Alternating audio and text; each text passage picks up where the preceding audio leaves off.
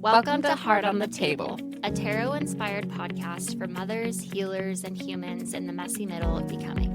Two therapists, two moms, one card at a time.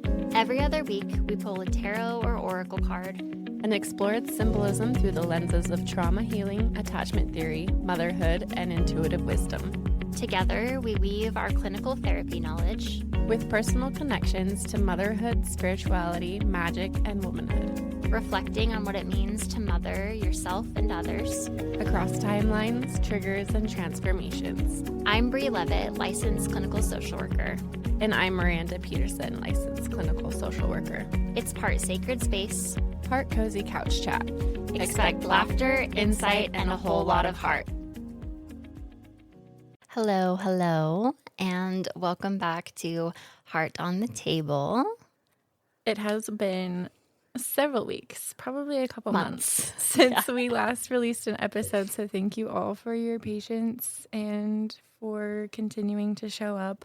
We really appreciate it. We took some time off originally because I was going to be delivering my second born, and life just takes a couple of turns, and it takes a while to get used to a big transition like that. And in other words, like, it's summertime. We've been spending more time with our families, and the days have just kind of gotten away from us. So I think when we met, was it like a week or two after I delivered, Bree came over, and we kind of planned out like a schedule for when we wanted to record next and what our subjects were going to be. And when those dates rolled around, it was like, I'm not ready, or I forgot I have this going on. I think about, like, maybe both of us are really idealistic. Like, I think I constantly am having ideas about, like, the next thing or what I want to be doing. And Miranda was also sharing, like, she's very much the same way. So I think, you know, as we're kind of coming back today, that I'm just feeling like keeping it low key through the summer. And also this being something that, like, we do, and when we do it, we enjoy it. And we don't feel like this is, like, taking away from any other time or anything else going on in our lives, because we do have two kids and we also both work, and, like, doing this is definitely a passion project. Yeah. And I want to keep it feeling that way. So I think, you know, we were talking beforehand about, like, instead of keeping like a running list of every single person we want to interview or every single this and that, like, just being more one track minded and selecting, like, okay, let's try and reach out to this one person and nail down a date for us to be able to interview that person versus, okay, here's the 5 people we want to interview, because I think it's just overwhelming. I think it would be different if this was like our full-time thing. Absolutely. We could, you know, have all sorts of schedules and things lined up, but and I think, too, back to our conversation before we hit record, like, if our interest changes, like, follow that interest too, right? Like, follow, I guess, where our passion is or where our interests lie. Or as that changes, it's not always going to be the same. Yeah. Yep. So I think in coming back today, like, I'm feeling good about being here. I'm excited about, like, some of what we just talked about beforehand and talking about people to interview. But I think today we were planning on just kind of sharing that update on kind of where we're at with the podcast, because I have had, like, I think 2 friends reach out to me and be like, are you still doing your podcast? So, you know, thanks to the 2 of you for listening and anticipating if we are coming back or not. We are still doing the podcast. I think it's just, I don't want to burn out, you know? Like, you were postpartum. I have a 1-year-old. Listen, things are finally getting easier. He's still my second born. So, yeah, I think today we'll just keep it kind of chill. I was going to just have Miranda kind of share, like, what this transition has been like for her, going from 1 to 2. And, you know, if you want to share your birth story, you can do that.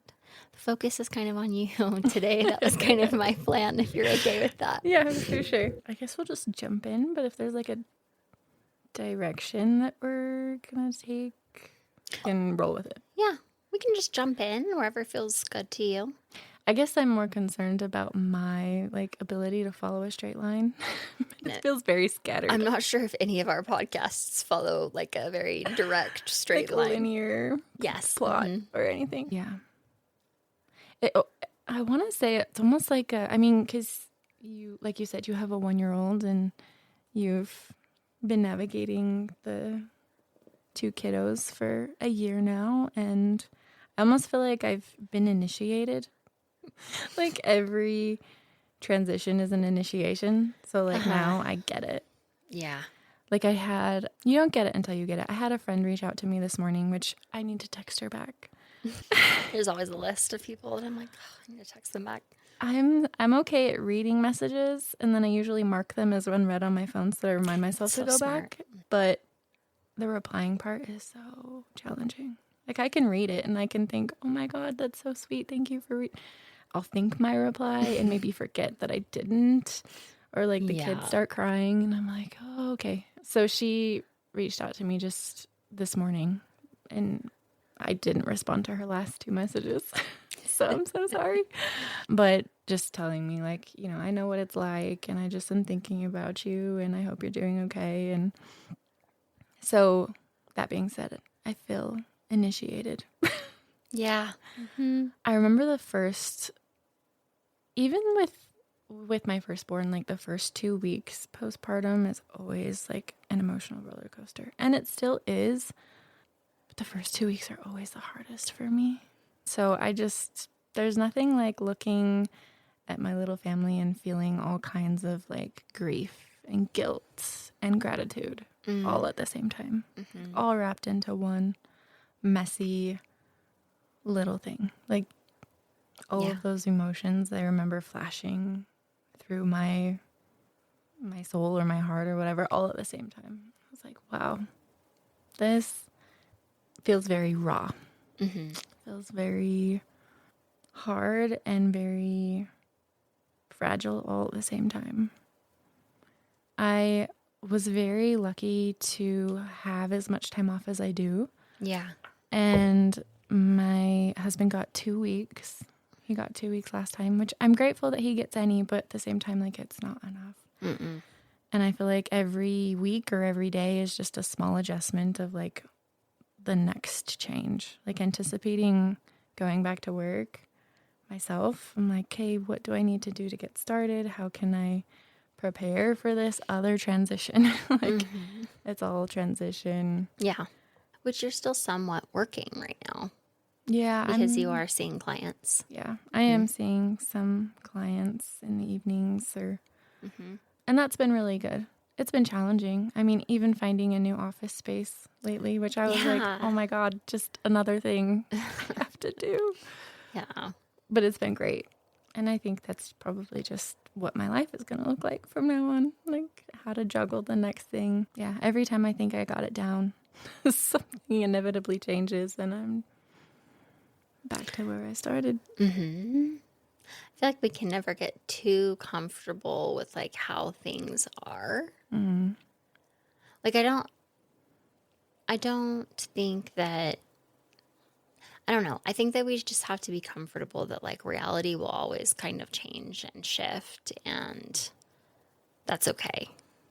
Yeah, definitely. And I think I've definitely noticed that like where is my center or like where is some stability as all of this is changing. Like I need something to hold on to, which I think brings me to the next thing I wanted to kind of mention was just that this whole second pregnancy and this whole second postpartum has taught me a lot about letting go and surrender. And there's definitely a small part of me that's like looking to hold on to something familiar or like looking to hold on to something stable when everything feels like it's being turned upside down or rearranged. Mm-hmm. Like, where's my center? Mm-hmm. Yeah.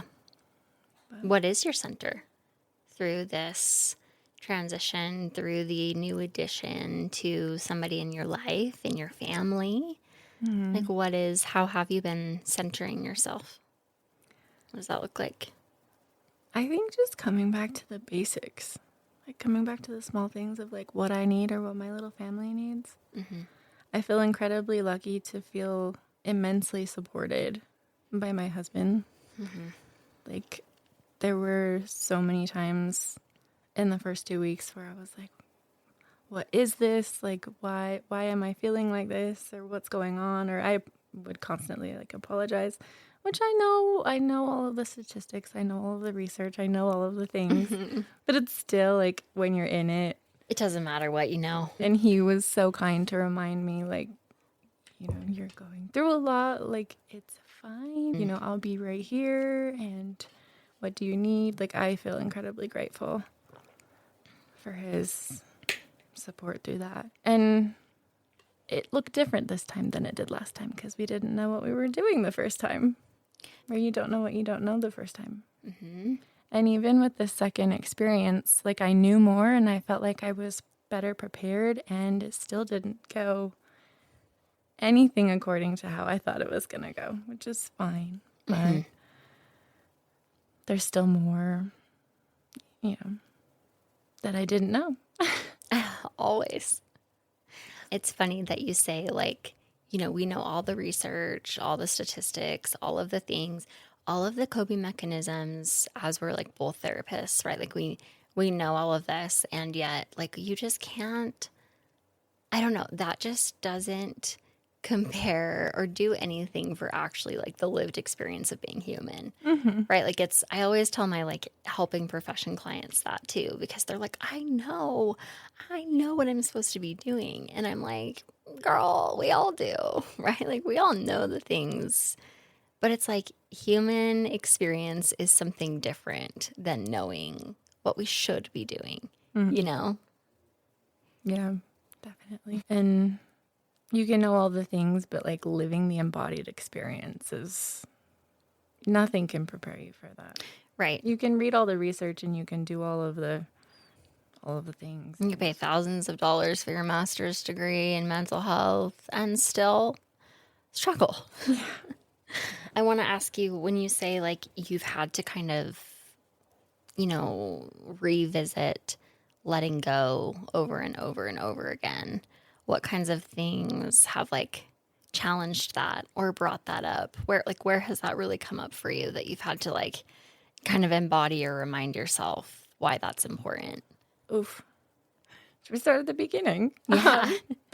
I felt like that theme really started to come up, and I journaled about it a little bit before he was born.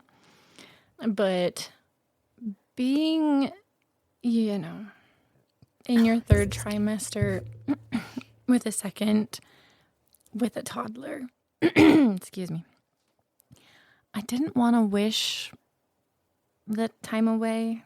Does that make sense? Like I felt there's a part of me that felt kind of bad for wishing that it was over already. The pregnancy. That he was here and that we could move on. It's so much harder when you have another little human to take care of. Yeah. Like the first one, you get to nap and relax, take your time, and it's just so not that way the second time through. Which I have thought about that, like back to my first experience. I was like, I could sit in the rocking chair. I could read a book. Yep. I could watch a show. I was like, if I could go back and tell myself what I know now then, like, which I kind of did get it.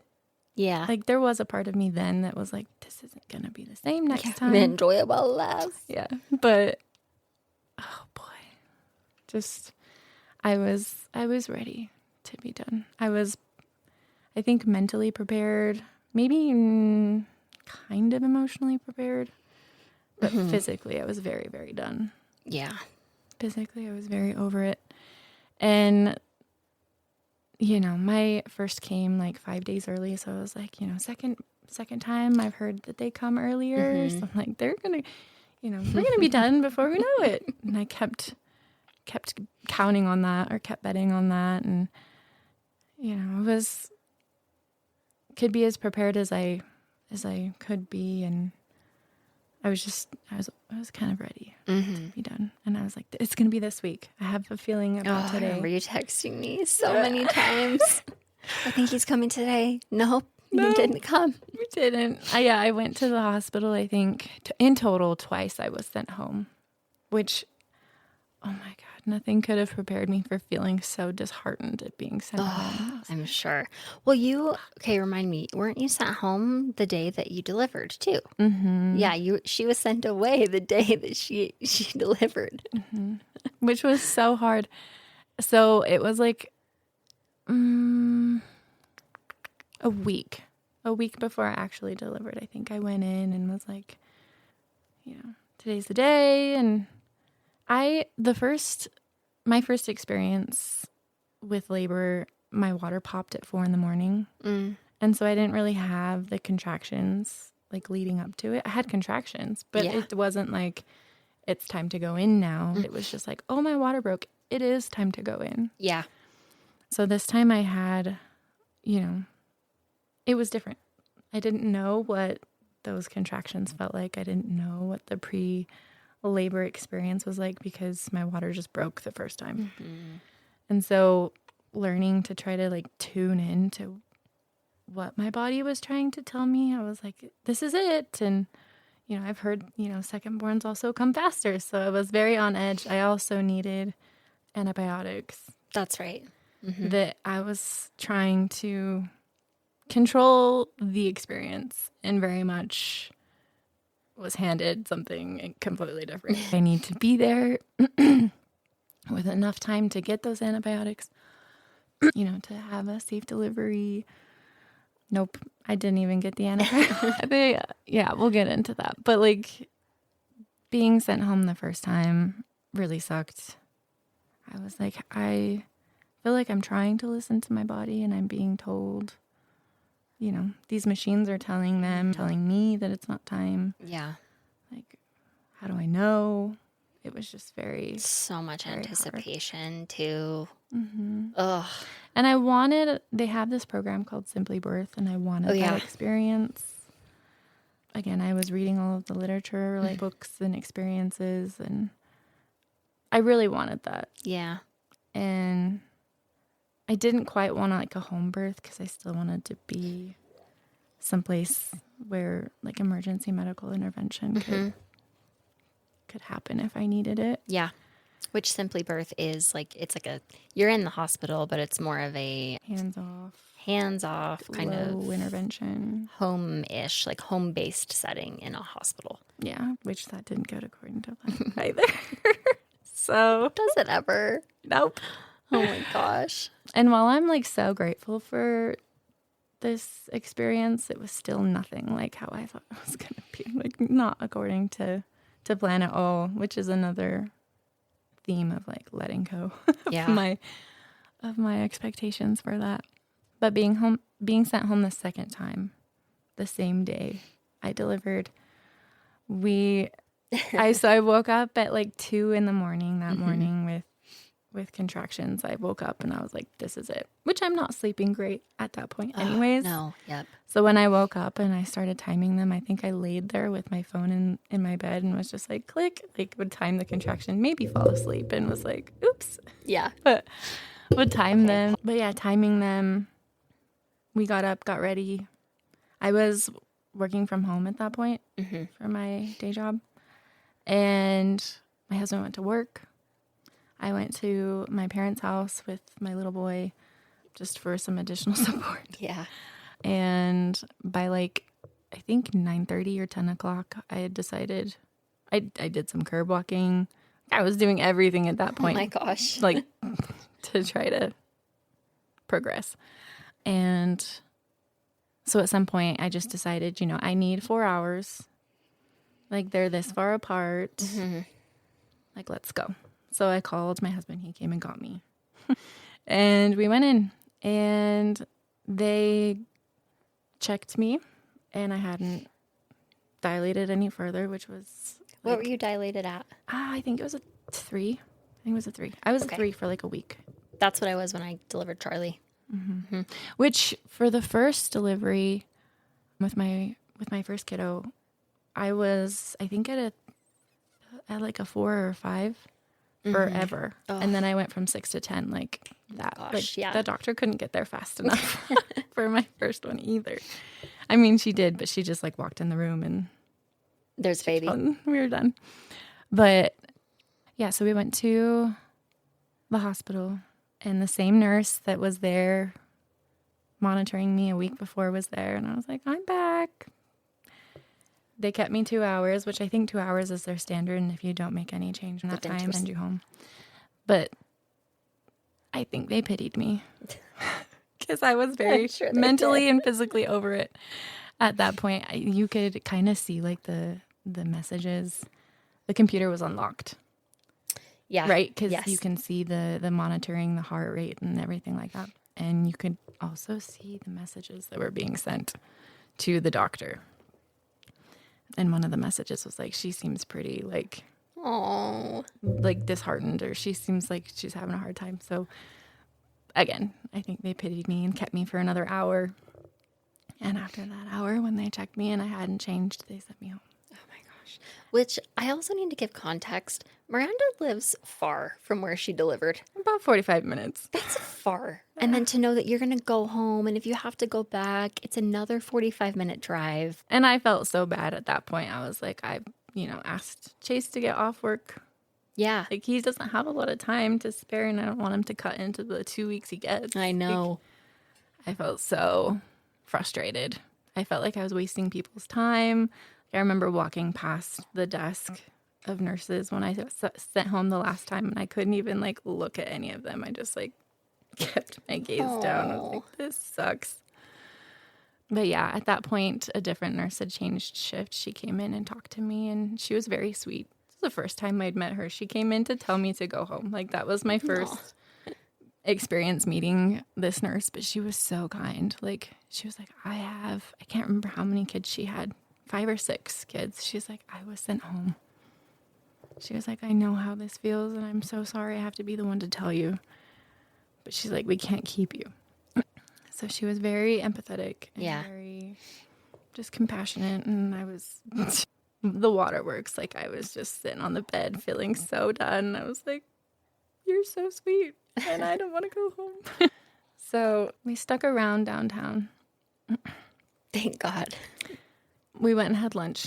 And continued to time them. I think timing it and, it's time, and going in and being 3 centimeters still. Like, I was like, forget it. I was like, we're just gonna wait. Like, it was very much like a throw my hands up in the air situation. Totally. But I still, like, there was a part of me that was like, you still need 4 hours of antibiotics, girlfriend. Like, yeah. So, again, immensely, incredibly grateful for my husband, who was there to keep my head on straight, or at least his head on. Went and ate, continued to time them, went to a bookstore, walked around, went to the bookstore. It's like a squeeze comb for anyone who doesn't know. It's like a labor comb. Yeah, the acupuncture points in your hand to squeeze when you're having a contraction. Just to distract, I think, from the pain. Went to the bookstore, decided it was time to go back. When they were really like 2 minutes apart, it was like, okay, we really better go now. Yeah. There was a part of me that still was like, nah, we're going to wait till it's an emergency. We pulled into the parking lot, and they stopped completely. My contractions stopped completely. They got farther and farther apart, and then they stopped. And I was like, well, they for sure as hell aren't taking me now. Oh my gosh. Like, what do we do? What do we do? So we went home. We drove 30 minutes to my parents' house. And I hadn't seen my toddler all day, so I was kind of ready to go see him. It was like 5 o'clock in the evening. It had been a long day already, so I was ready to see him. And also I was in a really poor mood. I was bummed and exhausted and frustrated with myself. Continued to have contractions. Was sitting on the couch when I was I was having a contraction, and this little one kicked me and popped my water. And I was like, fantastic. So I was like, it's time. Oh my gosh. Which once the water pops, like, your contractions get so much worse. They do. Yep. Yes, they do. Oh my God. That 30-minute drive, hitting any pothole, I was like, oh my God, I'm going to die. Yeah. So we jumped in the car and went back to the hospital. Sat on a bright pink towel the whole way there. Parked the first floor in the parking garage. My husband offered to drop me off by the door. He's like, "Do you want me to drop you off? Like, and I'll go park and I'll come meet you." And I was like, "Do not leave me." I was like, "I will walk. It's fine." Walking even across the street from the parking garage to the hospital was brutal. I had to stop like every 25 feet and go through a contraction.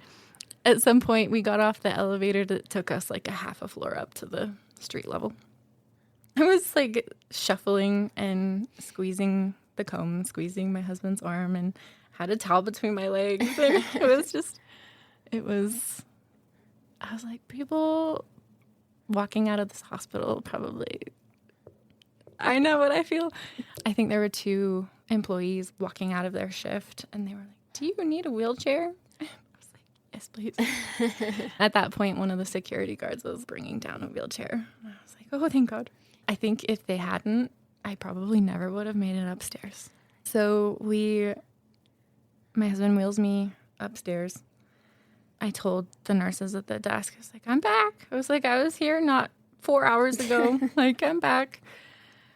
Still had to check in, even though I was had to check in.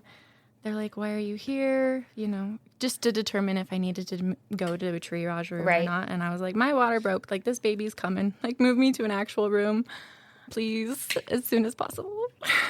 I deserve to be here now. Let me in, please. So they did. They wheeled me to the Simply Birth Experience room, and I got on the bed. We didn't unpack any of our bags. I had all sorts of coping mechanisms with me. I was really excited or looking forward to trying like the laboring in the tub. Yeah. I didn't even see the thing. I don't even know what the tub looked like. Like, we didn't even get that far.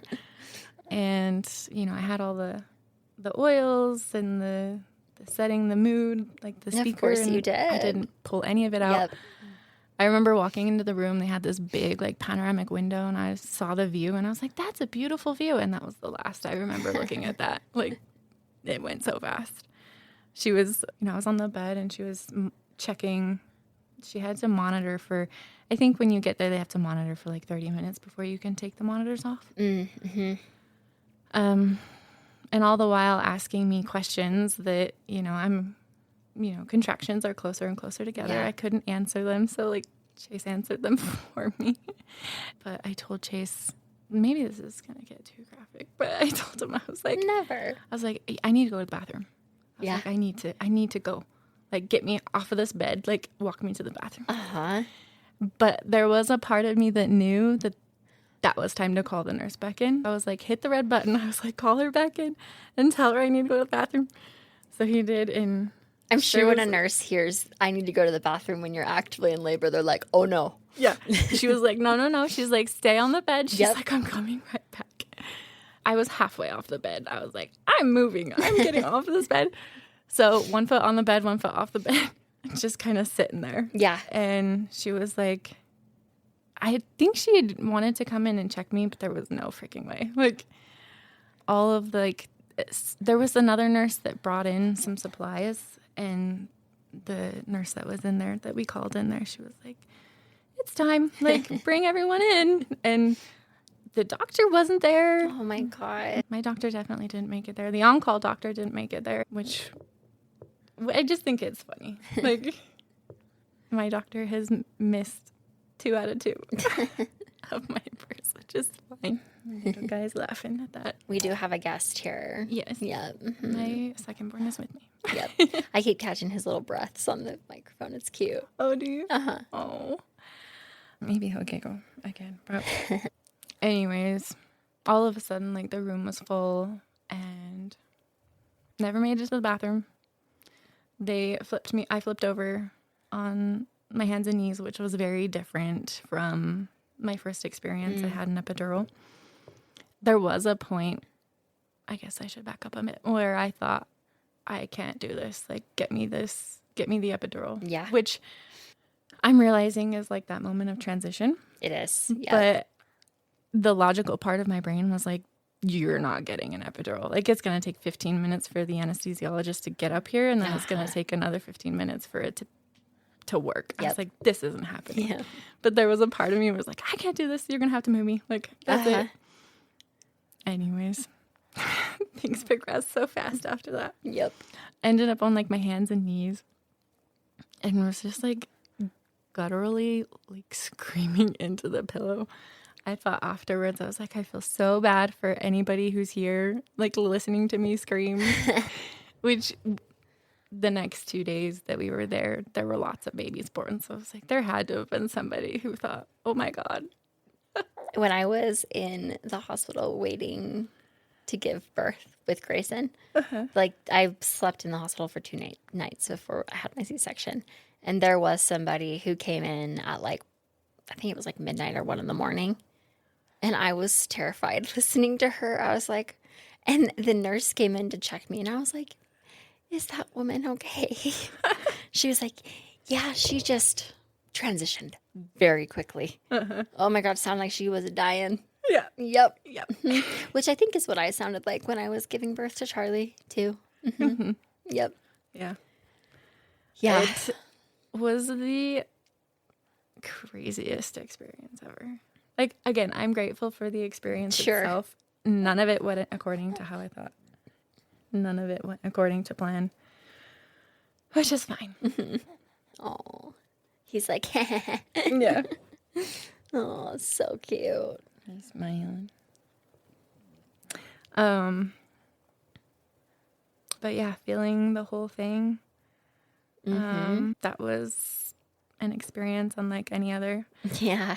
And I know for sure, well, after the fact, I know that, like, Chase felt helpless. He was like, there's nothing I can do. He's just trying to make room for the doctors. Meanwhile, the nurses are trying to stick me for the antibiotics. Oh, gosh. And I was like, you are not poking me right now. Like, it's too late. You won't even get 5 minutes. Like, no. This isn't happening. He's going to be in there for 4 hours? Hilarious. Yep. So, yeah, because I didn't get the antibiotics, we had to stay for 48 hours. Yeah. But everything was okay, which was a long time. It was more time than I was planning to be away from my toddler, which again comes in the theme of, like, grief and guilt for being away for so long. And also gratitude. Like, those three. Three things are just constantly. The 3 G's. Grief, guilt, and gratitude. So. Yeah. Yeah, it was quite an exciting. I think we got there at 7:30, and he was here by like 8:07. Oh my God. Like, it was less than 30 minutes. That is wild. Crazy. Yeah. It was so fast. That is so fast. My gosh. So yeah. I did, one of the nurses on the, like, recovery side had mentioned to me, she's like, so are you going to have to be induced with your next one if you have any more kiddos? And I was like, I hope not. Like, that's not my plan. And she was like, well, my so-and-so, she knew personally, was like, because her labors happened so fast, they, like, had to plan to induce. So I did ask, like, my doctor at the 6-week checkup, I was like, am I going to have to be induced if I ever have this experience again? And she's like, no, we'll just keep you sooner. And I was like, well, I try. Not send you away. But, yes. So. Yeah. When you're going in there and you're like, I'm telling you. Which is kind of reassuring. Because the whole time I was second guessing myself and my own intuition or my own bodily experience, and was getting pretty frustrated there at the end. I know, I'm sure. But then to, realize after the fact that I was right the whole time. I know. I feel like our intuition is just up against, like, the healthcare system sometimes and how it is designed and how it works. And oh, definitely. It's like me with my preeclampsia experience. I'm like, the whole time, I'm like, I have preeclampsia. Yeah. This is not normal. That is not normal. And what of it? Right? Yeah. Yeah. So I guess that was the experience in a nutshell. But even in the days following, or in the 2 weeks following, and every day since, I guess. They say that, going from 1 to 2 is easy. I don't think that it is. That's not been my experience. Agree with you. And I guess it's easier in the sense that like I know a little bit more about what to expect from a baby. But navigating my relationship with my toddler and my newborn, has been hard. Has been bittersweet, has been, Okay, we're back. You might hear our guest here, little Ollie, with us as he just finished eating. So, he's getting back, getting comfortable, being burped, all the good baby things. But I think where we left off, I think Miranda was talking about adjusting from 1 to 2 versus adjusting from none to 1 in motherhood, and how they do often say adjusting from 1 to 2 is more easy. And I think it is in some ways, but I also think it is more difficult when you're trying to balance like life with, your toddler who still very much wants your attention and then baby. Yeah. Yeah. Yeah. I think I would say that that's been like the hardest part for me. Yeah. It's hard. And I think again too, the theme of like letting go. Like, yes. I had to let go of like my firstborn being the baby. And he's grown up so much in the last 2 months. I know, like we're working on potty training. He's able to put together more sentences. He's, got more of an imagination. There are some times when like, he'll say something or he'll do something when he bonds with the baby is so sweet. Like, yeah. Sorry. It's totally fine. I'm letting him bond on his own time. Yeah. So, like, watching him do that on his own is very sweet. When he interacts with Ollie. Oh, we're going to fuss. He got a bubble. But there are definitely some times where he's like, I need you. Or, like, I want a hug or something like that. And he can ask for it, which is so nice. You know, that he can communicate that. But also breaks my heart in the sweetest way. Like, it's just hard. It is hard. And it's hard to, coming back to when we're talking about like all the knowledge and all the things that we know about as therapists, sometimes I wish I knew less because I feel like there's a lot of guilt sometimes around my own, like, the knowledge that I have around attachment. Like there's totally times where I miss the opportunity to, there's moments where it's just like, that was not a good moment for me, right? And I feel so much guilt because I'm like, oh, I know about attachment and all these things and how to do a good enough job. And it's just hard with the demands of motherhood. That made me think of, I was in a consultation group earlier this week, and he was talking about how we need disconnection in order to have like a secure attachment. He was just talking about you do have to have disconnection because attachment is all about reconnect. What does it look like to repair? How do you reconnect? How do you reattach? So I was like, well, that's, somewhat good to know as navigating 2 little babies is difficult. Yeah. There's unfortunately a lot of disconnection sometimes between me and Charlie. Yeah. There have definitely been numerous times in the last couple of weeks as I've been home on my own. Navigating 2 kiddos because Chase is back to work. Yep.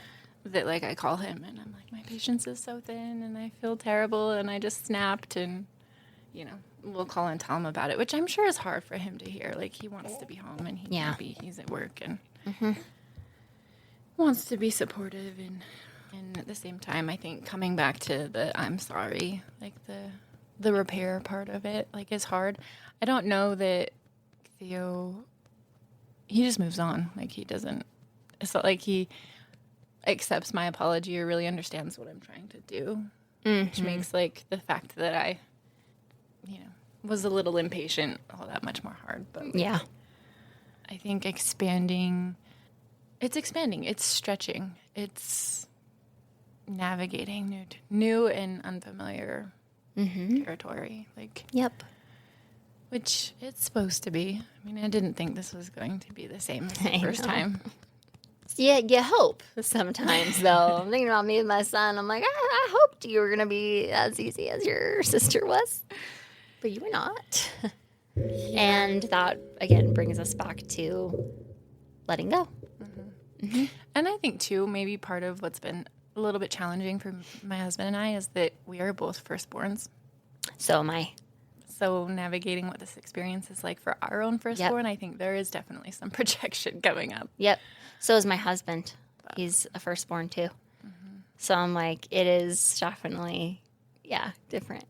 Yeah. At the end of the day, when we have our conversations, like when we finally have a moment to like sit and talk, because you can't really talk when babies are crying. Oh, no. Like, you talk to your husband? we just operate like Yes. we understand each other so well that we just Yep. So fill in the blanks. But, Yep. At the end of the day, when all the lights are low and we're low stim for this little newborn and our toddler's asleep upstairs, it's always like, did I do enough? Yeah. There's that good enough complex that comes up in the, do we think, did they have a good day? How was that for them today? I don't know, but like, try better tomorrow. Right. So, yeah. Well, that's what it's like. Yep. It's raw and it's emotional and it's vulnerable. I will say though, that I've noticed maybe a lot more the second time, just the incredible importance of a village or of just people who also value family, children, and mothers. Like, we've been out and about a couple of times. Yeah. There was one time I went to the grocery store by myself. I just took my newborn with me.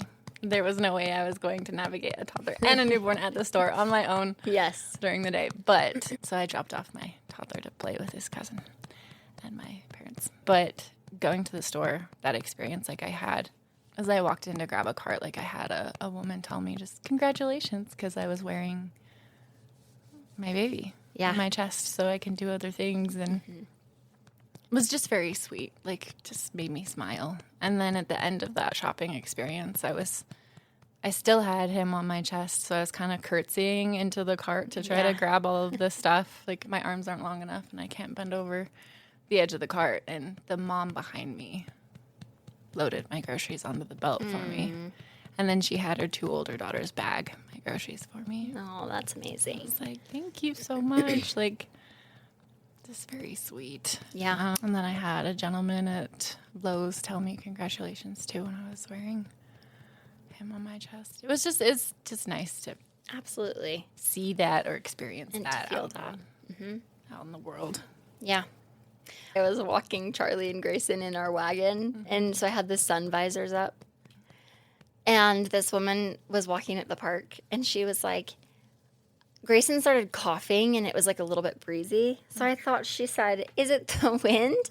And I went, what did I say? I said, a little bit.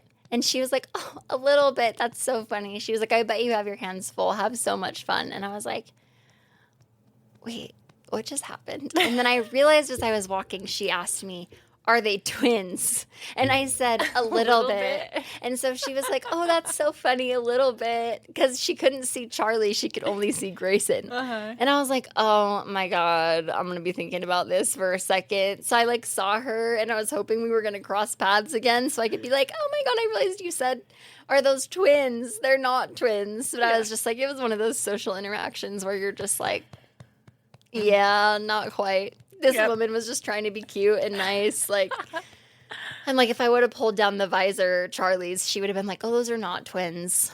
I mean, they do share a lot of similar physical characteristics, but they are very visibly different in age. I mean, when you get it, you get it, right? Absolutely. I think my ability to hold a conversation even is very difficult. Okay, well, why don't we wrap up here? Yes. Thank you so much for listening. If you returned to listening, I haven't even checked our statistics.